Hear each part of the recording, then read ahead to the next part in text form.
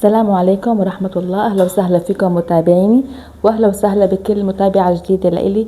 إذا أول مرة كنتوا عم تتابعوني بتمنى تضغطوا زر اللايك والاشتراك ليصلكم كل شي جديد. طبعا اليوم راح أعمل مجدرة مريئة أو مخنتة أو مجدرة إدلبية أو حرق إصبعه يلي بتسموه. هي مشهورة كتير بمحافظة إدلب. هي عبارة عن كوب عدس خشن وكوب برغل خشن.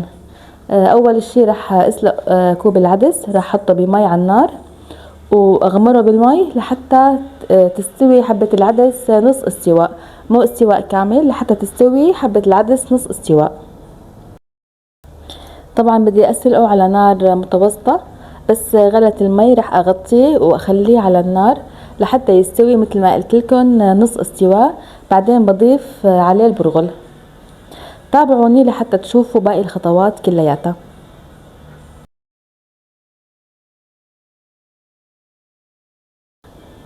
وهون بعد ما استوى العدس نص استواء ضفت عليه البرغل الخشن، وهلا بدي اخليه لحتى يستوي البرغل، يستووا مع بعضهم ويصيروا هيك مندمجين بيشبهوا الشوربة.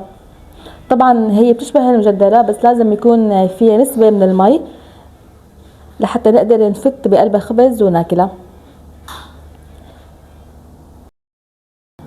وهون حطيت زيت زيتون على النار وبدي احمص بصلة حتى تاخد لون حلو، مو حتى تنحرق.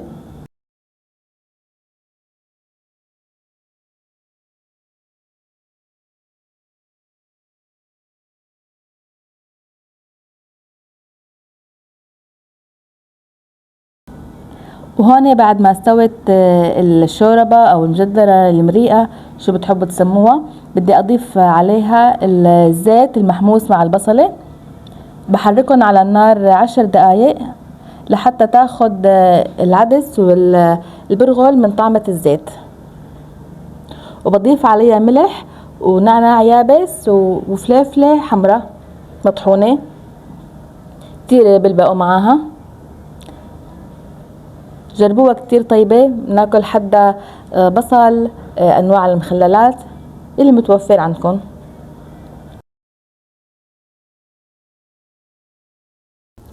وهي هي هون النتيجة النهائية. سكبناها بصحن ورشينا فوقها بابريكا، وبتفتوا بقلبها خبز وبتاكلوها مع البصل مثل ما قلت والمخللات. والسماكة انتو بتتحكموا فيها، بتحبوها امرق من هيك، بتحبوها اسمك من هيك، فانتو وشو بتحبوا. بتمنى تكون هاي الوصفة عجبتكم، وتتابعوا الفيديو للأخير حتى تتابعوا فقرة الدعاء ويجنبنا الثواب أنا وإياكم. والسلام عليكم ورحمة الله وبركاته.